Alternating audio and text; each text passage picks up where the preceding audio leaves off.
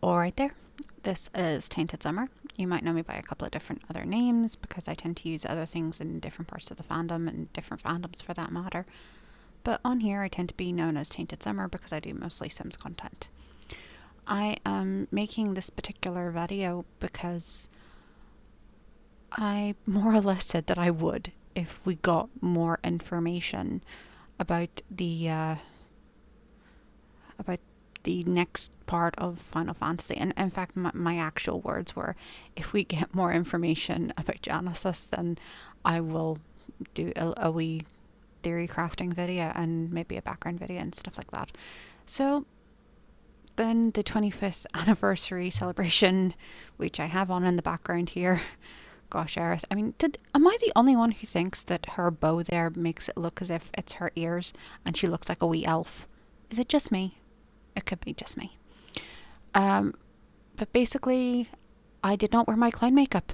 There was information. There's a Crisis Core remaster that isn't a true remaster according to the most recent things. It says it's not just a remaster, so there's potential there. I'm calling it the R-verse at the moment because it's 7R, it's CCR, it's Clearwater Revival. Oh, there's certainly a bad moon rising. Maybe it's bad meteor rising. But anyway, I said that I was going to make this video, so I'm going to make it. A couple of wee things before I do go into it, because I'm going to basically split this into an introduction, a wee bit of backstory, because I actually think a lot of the backstory is not that accessible because you kind of have to go around and research and figure out the timeline by yourself. I was very, very lucky in that I ran into some fantastic people along the way. I had a friend who has been a fan of the compilation since the very first game and so patient with me. Thank you, love. I love you. But I also have learned things from the CupaCon series by MJ Gallagher and Shadamp on Twitter and the live stream, especially live stream forums. There's so much information out there, especially with things being more widespread. And trying to get a comprehensive look is quite difficult. So I'm going to try and do a wee breakdown of the history that I think is actually relevant and might be relevant in the next part of Final Fantasy VII R, which is Rebirth. And then talk a little bit about the couple of theories that I have and maybe some wild mass guessing. I don't know. The other disclaimer that I'm going to put on here is that I am not feeling my best at the moment. It has been a massive heat wave and I got very heat sick. I just about managed to keep it together on the night of the 25th anniversary, but I've been feeling so awful since. I'm a little bit sunburnt. Bear with me. I also want to note that I am a relatively new fan, and that's part of the reason I know that it's quite hard to get a comprehensive look at the compilation. I only started the game in January of 2020, and because I was kind of slowly making my way through it in the early days of the pandemic, I kind of got to it just as Remake was coming out, and I had just started watching a playthrough of Crisis Core, and I fell in love with Crisis Core. Crisis Core is everything, at least to me. So I've been replaying the main game to kind of refresh my memory on my YouTube channel, and also I just do a heck of a lot of research. But I'm never going to have quite the knowledge base of people who've been fans for I guess 25 years now. I mean, I'm never going to be quite that level, but bear with me as I try to explain it. If I get something wrong, you can let me know, or you can just ignore it. Some of this is going to be opinion anyway, because it's just what I'm extrapolating from the information that we have. Okay, so beginning this recap, I have switched over to the First Soldier opening movie because I'm going to be talking about the very beginnings of Shinra and their science department, because I think some of that is pertinent to what happens later. And you know, if you are not interested in this recap, you know it all, feel free to just skip ahead. I've put the timestamps in the description. This is the plate, obviously. It was built in 76. But before that, Shinra was known as a weapons manufacturer. There was an intercontinental war, and it gets referenced by Sid in the original game. And I believe, don't quote me on this one because I haven't read it. I will read the translation when it comes out. It's also in one of the light novels. So there's a big intercontinental war. And Shinra, this bloke here, President Shinra, basically figures out that he can, one, create artificial materia, where other materia has been done naturally. But if he can do that, he can basically create magic en masse. So he's got his own wee army, you know, public security. And that makes him and Shinra pretty powerful.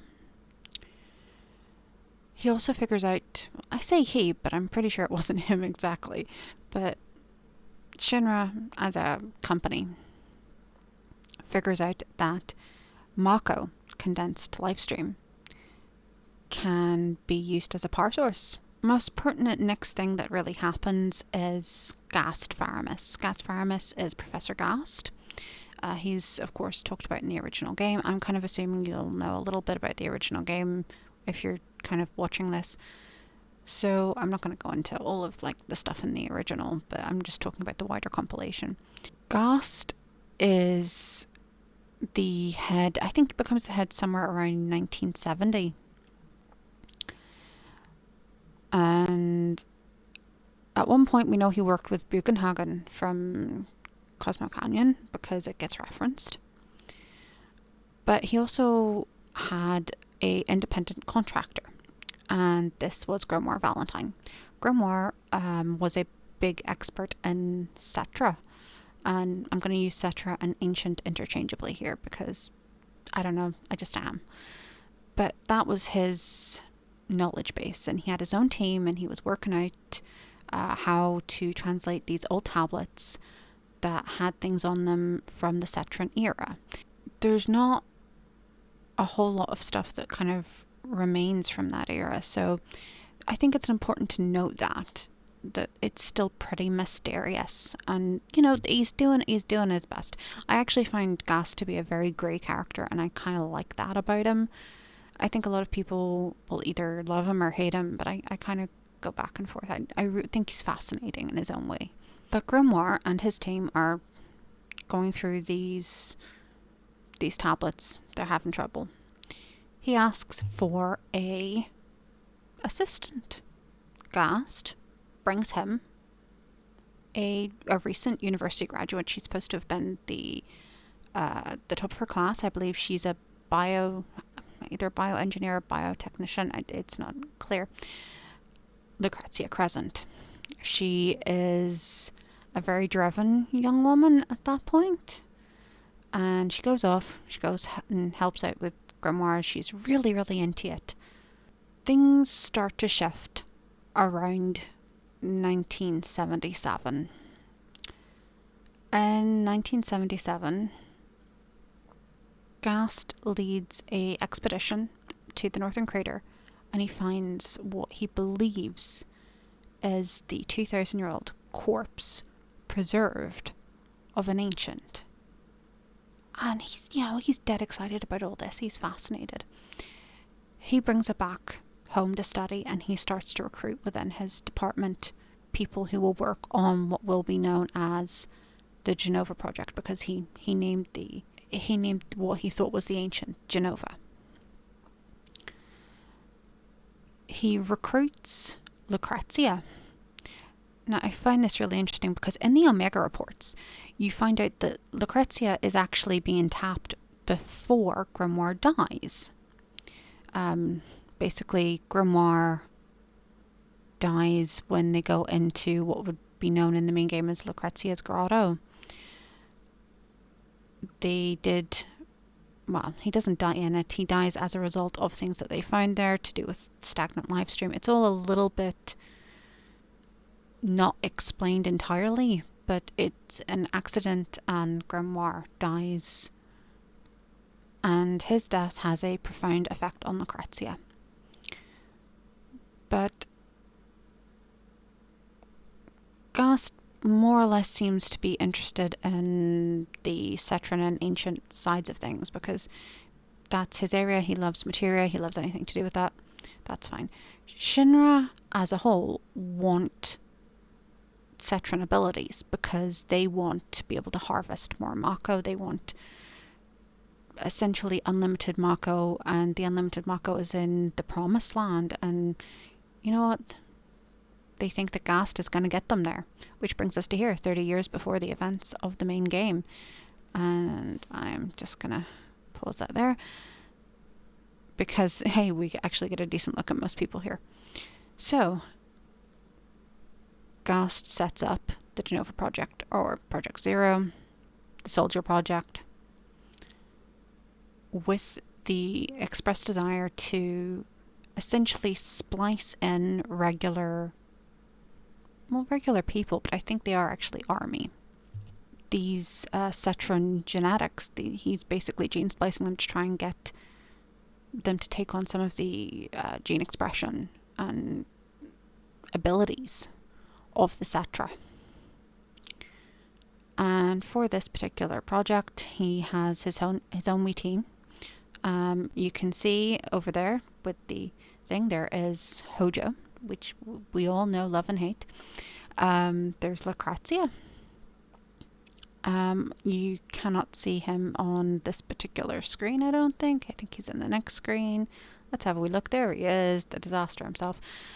That is Hollander, and his kind of counterpart is Jillian. I don't know if that is Jillian or not. It's not entirely clear. Could be. But there is clearly a lot more people involved, so I don't think it's just them. But you can see there that the main project ran from 1977 to 1984. It wasn't going well, basically. Trying to get the Cetran abilities into the people was kind of a wee bit of a disaster. I mean, you can kind of see there everyone's a wee bit freaking out. It's not going so well. And you're kind of creating machanoids, Mako monsters. There's no real progress to it. So they start doing something else. And here's where we start getting into the really, really pertinent stuff, which is they try to create a baby with the same gene splicing ability. You know, they want to create a baby that has essentially been designed to be part Cetran, part ancient. They have a few different ways of trying to do this. It doesn't seem to be going so well either. At this point, it seems like it kind of seems like Gast has checked out a wee bit, and he's kind of gone. He's still looking for answers. He's not as present. So Hojo and Hollander are kind of competing here because they want his job. So they kind of split off into their own wee sections. Lucrezia and Hojo, with Vincent Valentine, the son of her former mentor, and a Turk. They go off and do Project S. Jillian and Hollander do Project G, which is, despite what Sephiroth comes out with, Project Jillian, not Project Genesis. It's important to note that it is Project Jillian because she has a huge kind of part in it. If you notice that, Project S is not, it's Project Sephiroth. It's not named after Hojo or Lucrezia or even Jenova, really. It's all about the babbies, really. It's all about the wee kids. So what we know is that Jillian figured out that she could make a more suitable set of J cells if she kind of diluted them a wee bit. She kind of used herself as a human filtration system to kind of make the J cells more amenable to the human cells, and these hybrid cells would be known as G cells, Jillian cells. And these particular cells were then injected into a pregnant mother, and eventually wee baby Genesis was born. And he is swiftly followed up by Angel. And now Angel is Hollander and Jillian's wee baby. So an important distinction between Angel and Genesis is that Genesis received the Jenova cell graft, or the G cell graft, when he was in the womb. We don't know who his parents are. I have my theory. I'll come back to it. But yeah, we have no idea who Genesis's parents are. But we do know that Jillian and Hollander are Angel's. But Angel was never given the hybrid cells. He inherited them from Jillian biologically because he's her biological son. So the point is that the circumstances surrounding Angel's creation are a wee bit murky. Like, was this an on purpose thing? Did they want to create a child in this way? And if so, why not kind of double dose him? It's an interesting question. And if this was just, I've had a few too many drinks and we got a little bit sloppy in the closet and Angel happened. To me, I think that's what happened. But I know that there's no actual real canon evidence for it, other than he's relatively untouched when it comes to being experimented on. Another important distinction is that when Genesis is born, there's two conflicting reports. Of these two conflicting reports, one says that Genesis is a normal human baby. Except he's clearly not, because Sephiroth even says it in Crisis Core, that he wasn't a normal human baby, and they don't seem to know why they thought that he was. So I think the issue is not that he and Angel were normal human babies, they just were more human than Sephiroth, and while the company wanted a surefire hit, and well, look at Sephiroth, you wouldn't exactly call him the most human looking guy. He's definitely got something.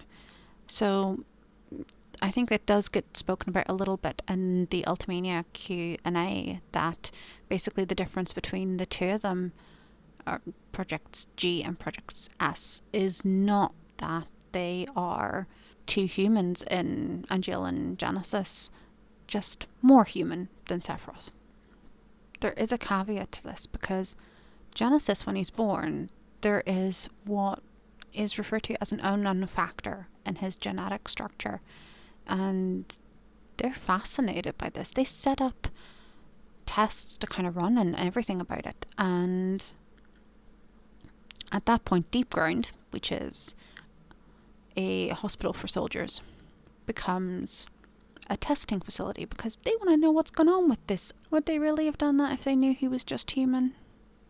I don't think so. I think something else happened there. I don't know what, but something else happened there. Switching over to Project S, there's kind of two theories about this. Lucrezia had a dalliance, shall we say, with Vincent. I don't know if it was ever supposed to be more than that. Lucrezia seems like she does actually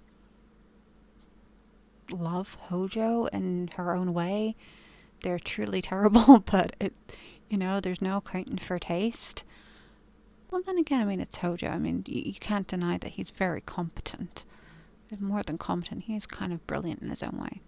I did not expect to be coming away from this standing Hojo. Anyway, but the whole thing is that it does get said that Lucrezia has feelings for Hojo. Vincent even proposes to Lucrezia, apparently, and Lucrezia turns him down. He finds out that she was there when his father died, and she never told him. She's never really recovered from that trauma, and she runs straight to Hojo. And either she kind of slept with Vincent, or she slept with Hojo, or she might have done both. You know, if that's your OT3, that is your OT3. But the implication is that either Sephiroth is Vincent's or he's Hojo's. But either way, she makes the decision. He's going to be the Project S baby. And by this point, they have the information on Project G, because Genesis is a wee bit older than Sephiroth. Not by much, but a wee bit. And the whole point of it is that they were able to kind of adjust that. And where Genesis got G cells, Sephiroth got straight up Jenova cells, J cells. And it did not go down well with Lucrezia. She seems to have really, really struggled. Gosh, it's almost like you really shouldn't inject yourself while you're pregnant with alien parasite cells, even if you do think they're part ancient. I mean, don't put dead cells into yourself if you don't know what they are. But Sephiroth comes along. Shinra takes one look at him and goes, yeah, that's going to be the source of our project. We're doing him. Project G is getting frozen. And I do believe they actually call it that. They do call it the Project G freezer. Benora, anyway. So what ends up happening is that Jillian nabs Angeal, tries to lick it. Does not go well. But at that point they have Sephiroth. They're not too fussed. So they bring Jillian to Benora, it was a former potential site for a Mako reactor. But it was deemed too unstable, and if you go looking around in the underground, you'll find emerald weapons. So yeah, no kidding about that. And they kind of drop him in. They have some influence on the town overseers. They have some of their own people there. It's an area they can basically control a little bit. They don't have to, but they could if they need to. Shortly afterwards, Genesis is sent to Benora too, with his foster parents, the Rhapsodises. And they are the landowners. You know, they have a lot of privilege. A key difference between what happened with Jillian and what happened with the Rhapsodises is that Jillian refuses to have anything to do with Shinra. That's kind of their deal, is that they will mostly leave her be as long as she kind of stays within her lane. But they wanted information on Angeal. She wasn't willing to do it. She wasn't willing to take their money. She wasn't willing to take their education. She wasn't willing to take anything off them. And as such, it was a very hard life. Angeal kind of grew up in poverty. Contrasting with that, Genesis's foster parents just took everything. You know, they were happy to send reports on their weekhead. They were happy to just sell them out. You know, this is why Genesis is so upset in Crisis Core, and ultimately the reason why he kills them is because they were essentially selling him off like an old car, and he doesn't like it. I mean, why would you? I'm fairly sure he thinks those were his parents. You know, he doesn't understand it.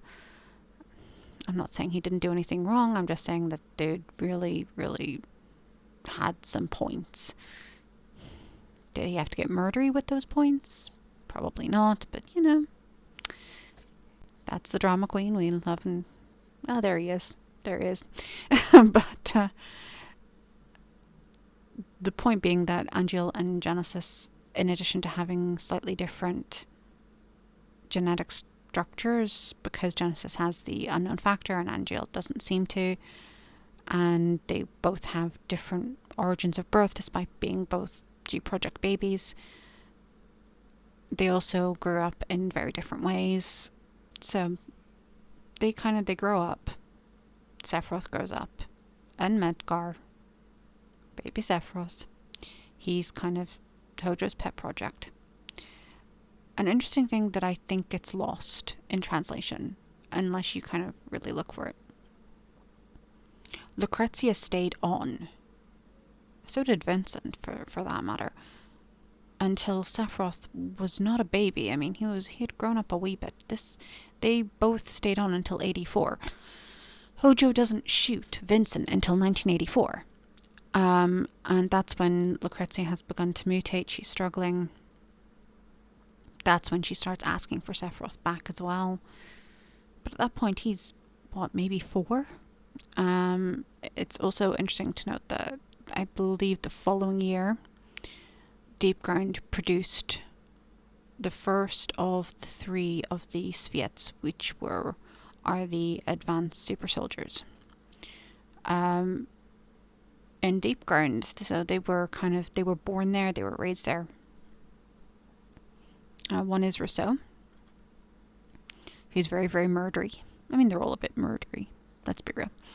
But Rousseau, and then followed by, I think it's Weiss. Is it Weiss or is it Weiss? I think it's Weiss, but whatever. And then his younger brother, Nero. And that's kind of interesting in itself, because they are supposed to have Genesis's kind of, not samples, but they're supposed to have some of him in them. They are basically G-series soldiers. So the fact that Genesis has to have been 5 to 7 years old at this point, and the fact that his parents were sending stuff back, is kind of really, really unsettling. The Wutai War appears to have started in 92. Sephiroth, as having had hyper-focused training to become the soldier, he is the soldier project in many ways, gets sent off.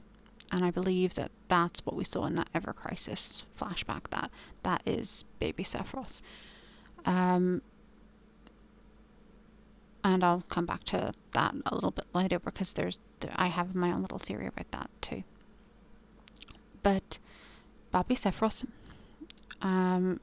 goes off, fights in Muay Thai. He has to be pretty young. He has to be, let's see, earliest he could have been born would be 78. 78 would have made him, 14? So, and the youngest is probably around 1980, so yeah, 12 to 14 years old. Jeez. It's horrifying. But he's sent off to Wutai, and it's very public. You know, he becomes the hero,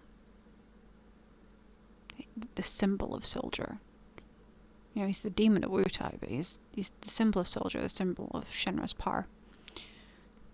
And then, of course, wee baby Genesis and wee baby Angeal, they just, like many kids, like Cloud, kind of come to idolize him a wee bit. And, you know, they want to be like him, they sign up, they want to be soldiers. They head off, and lo and behold, because of, I mean, they don't know any of their background, they don't know any of this, they think they're just regular folks, and albeit very talented ones. And they get sent off.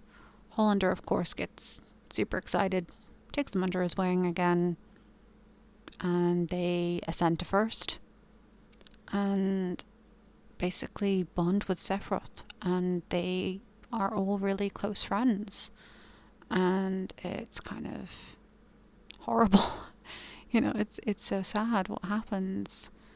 Genesis is later injured. They were mucking about. Now they're idiots, but you know, they are being idiots in the training rooms.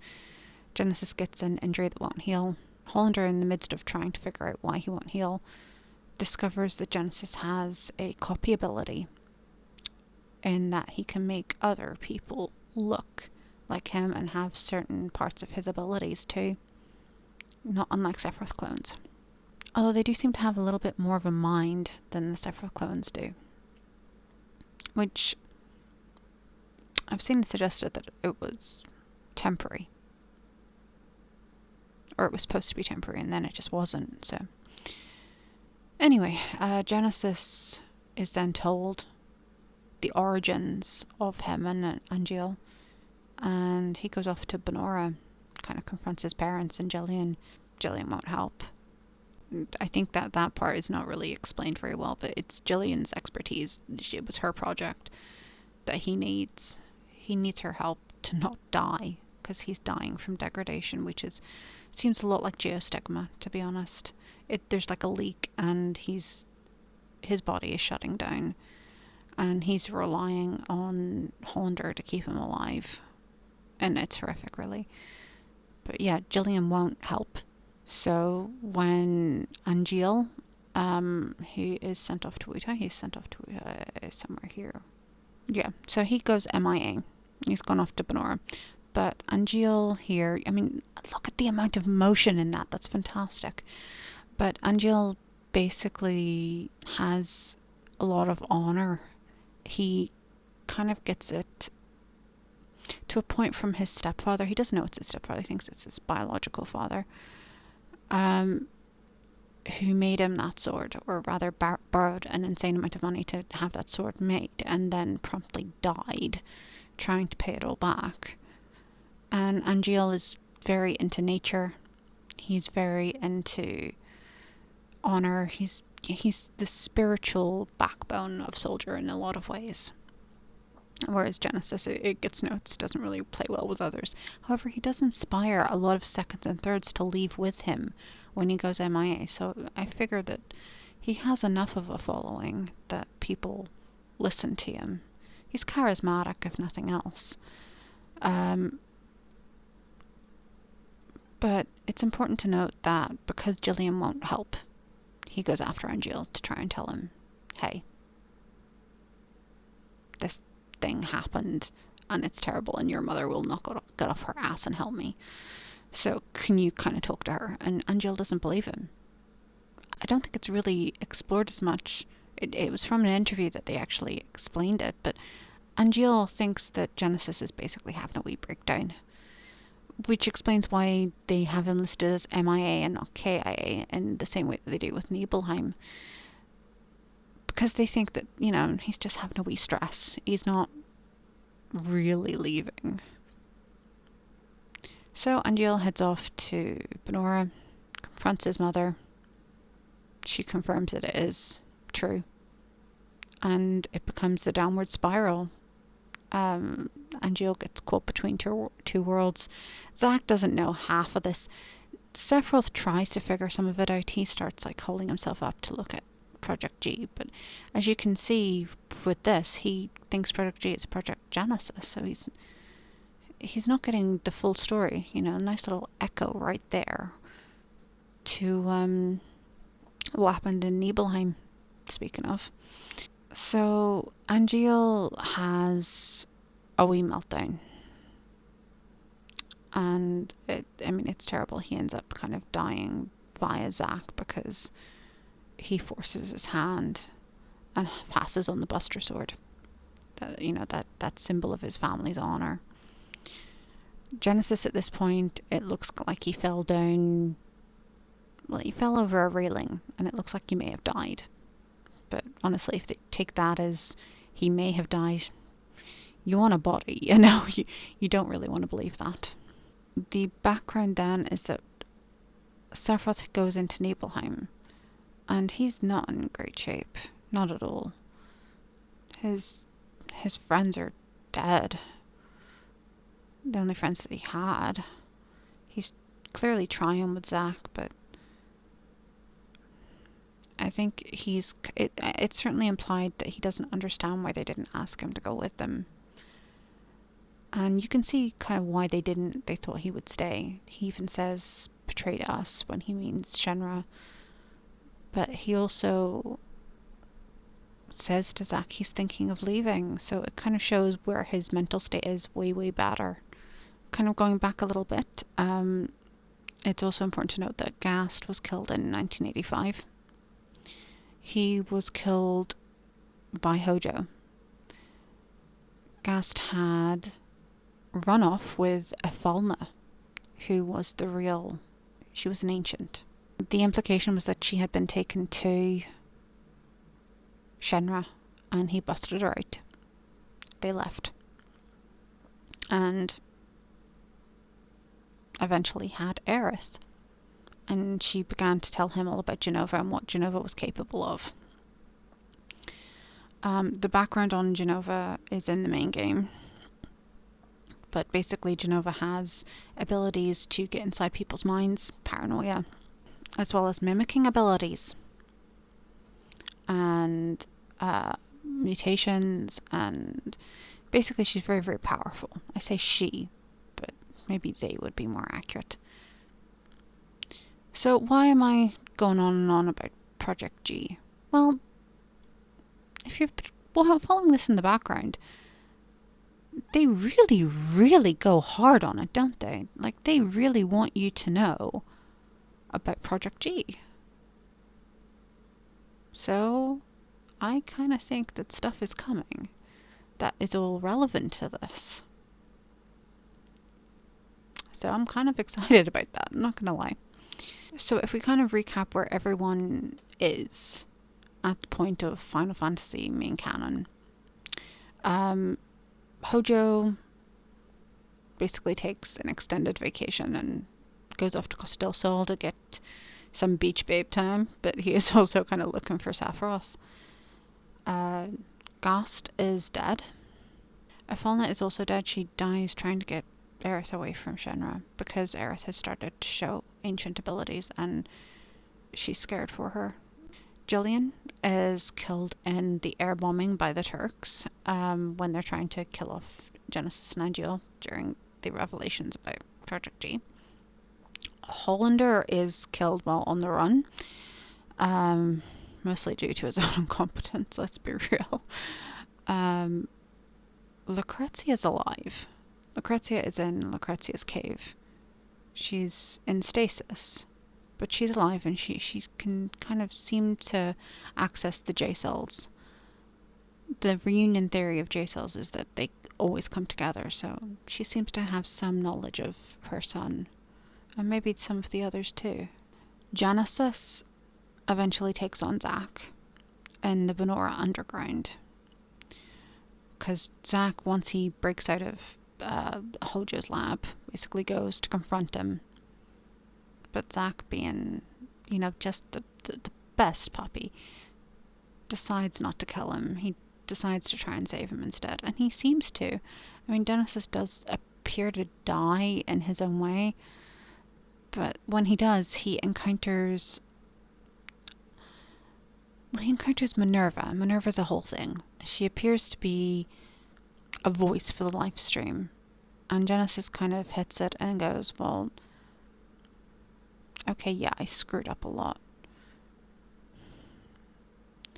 But I was trying to be the hero. I was trying to do something right.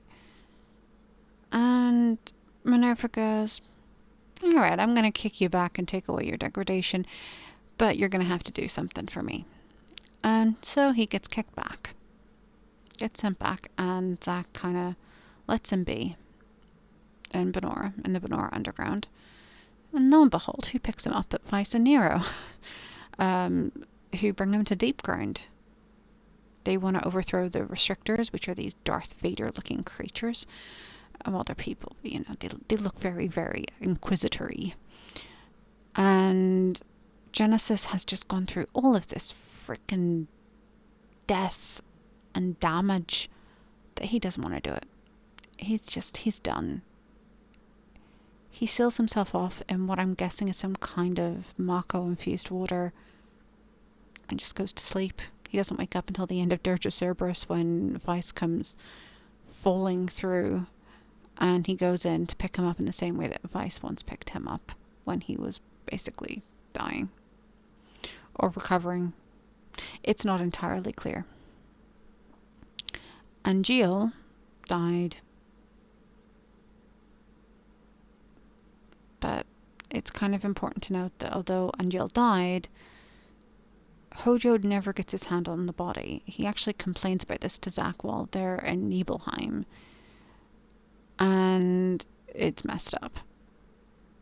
But it's an interesting point. He doesn't have the body. Sephiroth, sort of dies at Nibelheim, his memories seem to diffuse into the life stream. And those memories, he seems to gather them up and create the remnants in Advent Children, which Kadaj, Yazoo, and Loz are the remnants, and they all seem to represent different things.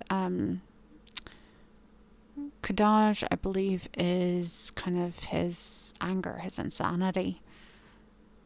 And Yazoo is kind of his raw sexuality. And Loz is kind of power. But he's a wee bit more childlike too. So that is interesting in itself, because that's going to come into a theory that I'm going to talk about a wee bit later on. I'll never get over baby Yuffie. But the whole thing is that by the time we get to the post-canon world, Genesis is really the only one still standing aside from Cloud. And he's not really standing, he's just woken up. And maybe Sephiroth to a degree as well. Depends on what you believe, I suppose. So that's kind of the big overview of what and where everyone ended up from Project G, from the Jenova project. And that's pretty much as much of it as I can currently remember. And chances are I forgot something. I always do. So, see, look, they really do emphasize all the Project G stuff. See, there it is again. Those Genesis copies. So, like, I really do believe that something is coming to do with this. Also, the background of Rebirth in the logo, it looks very much like Genesis moving his hand along the sword where it lights up with red materia. Genesis does love his summons, doesn't he? Now going to get into a couple of my theories. So one of the things I think is really important to note is that a remake seems to be literally remaking it. It's almost like they're remaking their own timeline. As such, I think characters who are still around at the end of the last one will be important, like Genesis. But also, there's a chance for other characters who basically aren't. Okay, am I the only one? I know you can't hear here because I've had to mute it because otherwise I'm going to get copyright struck. But am I the only one who hears Sonic the Hedgehog whenever I hear Zack speak? At least the new Zack. There's a vibe there. So I kind of want to go into theory number 1 is the third scientist theory, or what I call the third scientist theory. And it's me kind of looking to see what the possible reasoning for Genesis having a strong connection to all of this could be. And my theory is Gast is Genesis' biological father. He is already Aerith's, but Gast was the first one on the project. He's the one with the materia obsession, and there are similarities between Aerith and Genesis that are pretty interesting. Just they echo each other in really interesting ways, at least to me. So I'm going to talk a little bit about those right now.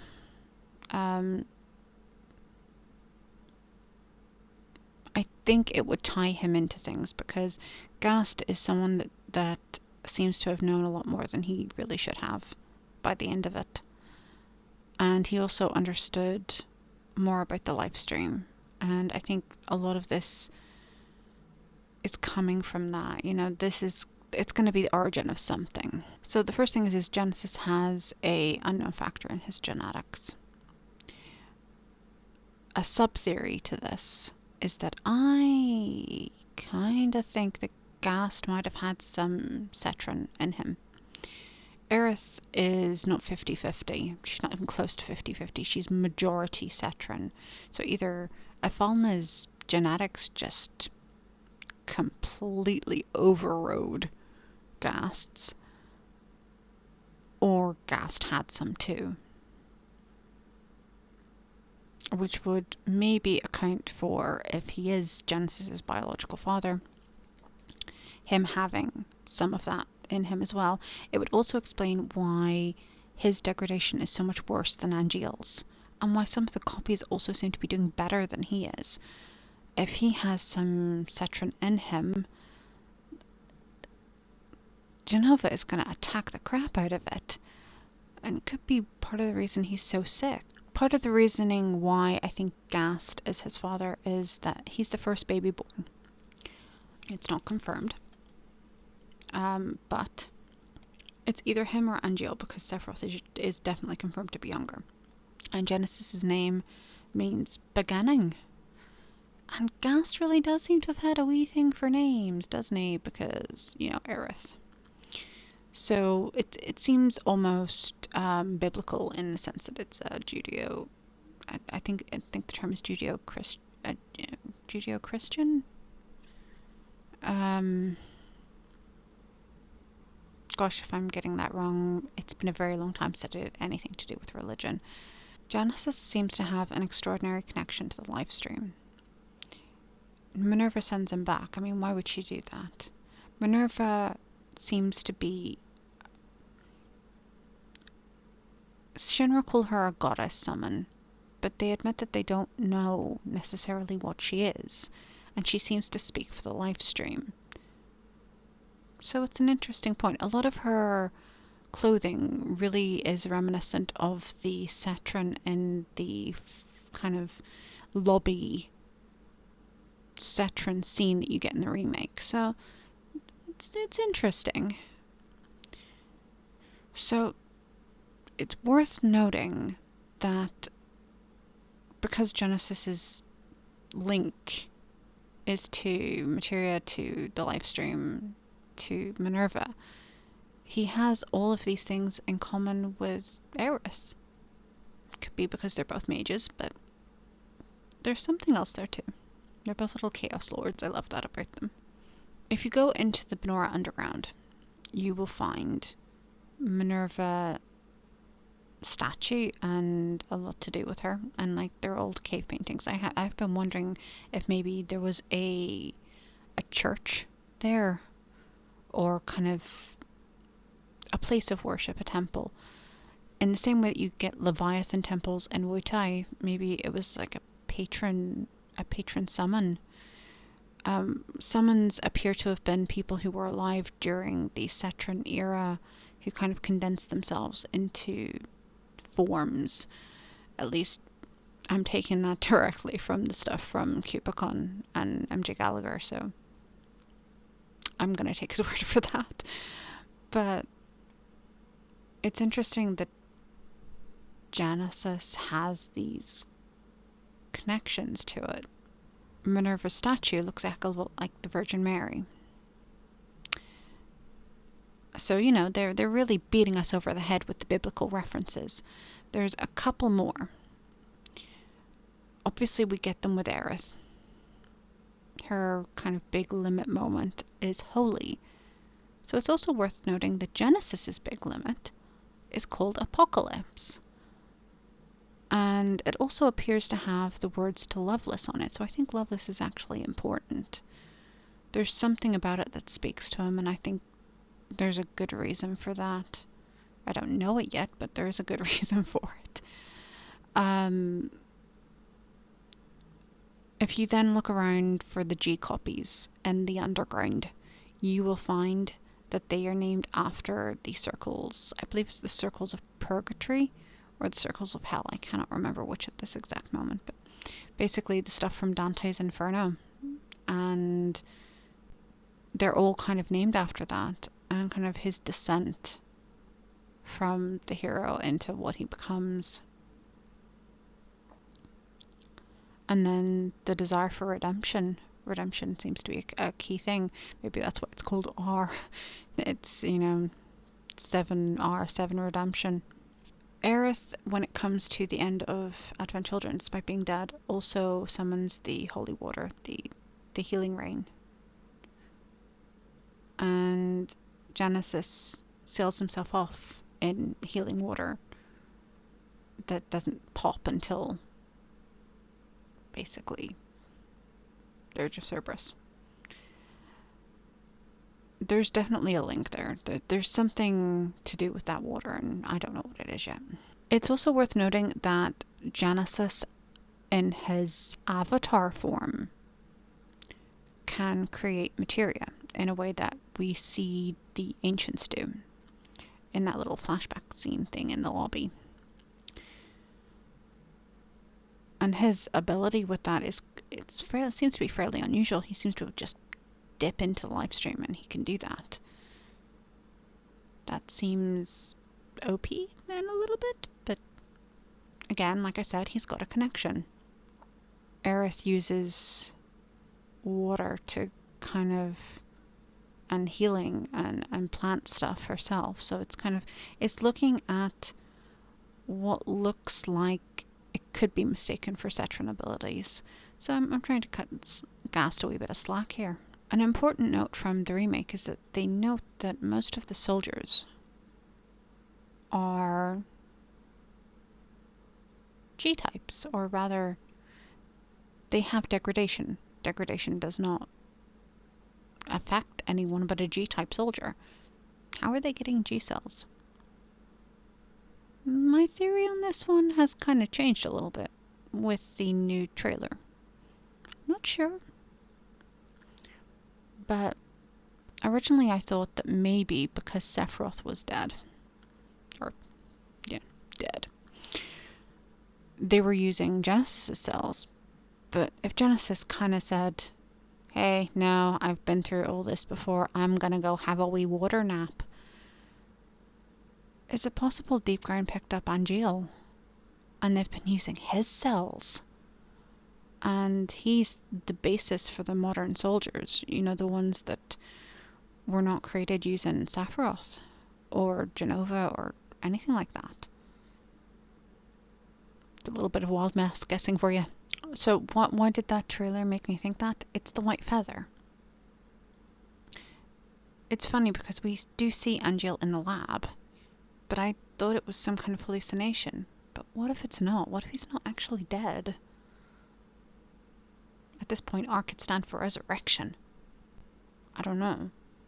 But that is it's an interesting idea because it would maybe point to why Genesis wants to stay at Deepground.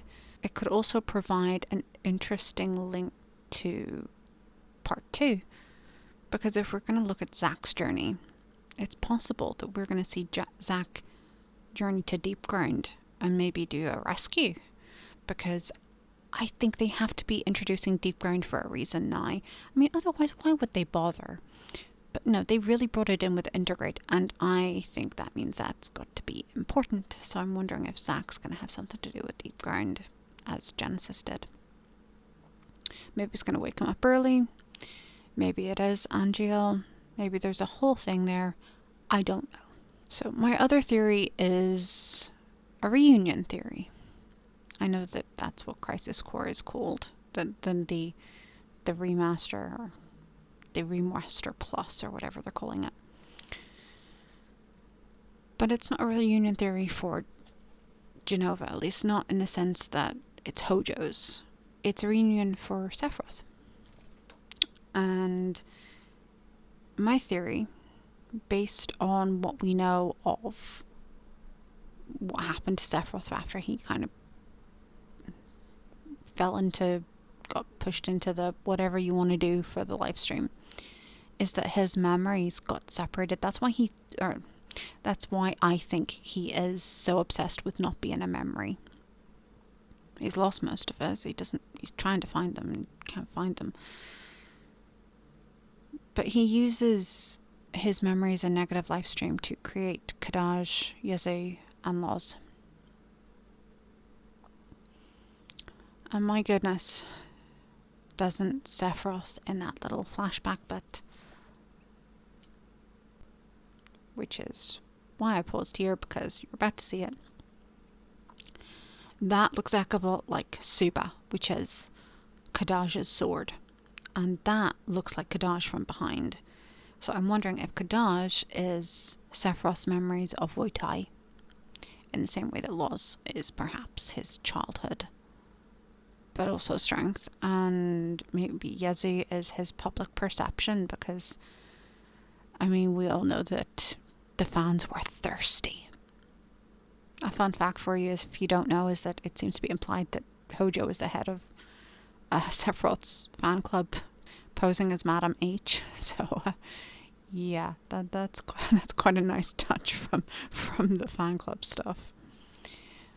So, my theory of that is that I think there needs to be a Sephiroth reunion. He needs to be put back together. And to do that, he needs his memories, but he doesn't really have them. So he needs the people who were around, in the same way that Tifa put Cloud back together, or at least guided him so that he could put himself back together. In the original, Sephiroth also needs to be helped to put back together. And the people who are around, at least now, could be that. I mean, Genesis and Angeal, childhood friends. Zack, they certainly kind of became friends. Even Cloud. If Kadaj is in fact representative of this era for Sephiroth, it's interesting to see what happened to Kadaj, because Kadaj kind of gives us some insight then, because he doesn't recognize Sephiroth, he doesn't remember Sephiroth. He, if anything, is jealous or even a little afraid of Sephiroth. He's afraid of his mother rejecting him in favor of Sephiroth. And that is kind of telling if this is kind of the age that he's based on. And when he dies in Cloud's arms and reaching for Aerith. And there's something about the fact that after all of that, Aerith still reached out for him, or at least a part of him. I really, really hope that if we see a flashback, we get to see Aerith and Sephiroth together in the labs, because I want them to have that history. I think it would add so much to it.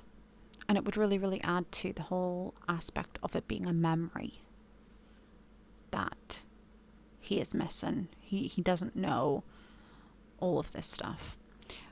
But all of these people who were around at the time, Vincent, Lucrezia, Hojo, all of the guys, they were all big parts of Sephiroth's memory, and hopefully, if we are doing reunion, they are a key to doing that. I don't know if the reunion would be to make Sephiroth stronger so he becomes a better villain, or if we're looking at a redemption story. Honestly, down either way, I think it'd be fascinating. But I think that's as far as I'm going to go tonight, because this is getting really, really long. Man, that background took a wee while, didn't it? I currently have a wee cat that is yelling for my attention. So, hopefully this has been interesting. I don't think I went into Jenova synthesis, which is a theory from the live stream about how Genesis and basically the G babies represent part of Jenova on one side and S represents the other, and if they were to meet in the middle, we might get a solid Jenova. And if we get a solid Jenova, could it be fought and defeated? And if it can be fought and defeated, could that be it? Could that be the key to saving the world? Because once Jenova is finally gone, they could start to heal. That was a very condensed version of it, to be honest. I could go into it in much further detail, and I know some other people have, so I'm not going to go into it too much. I don't think I've talked this much in quite some time in one go, so if my voice has started to go a wee bit, I apologise. But otherwise, thank you for listening to me ramble on. Hope it was interesting, and I will catch you for a normal video next time.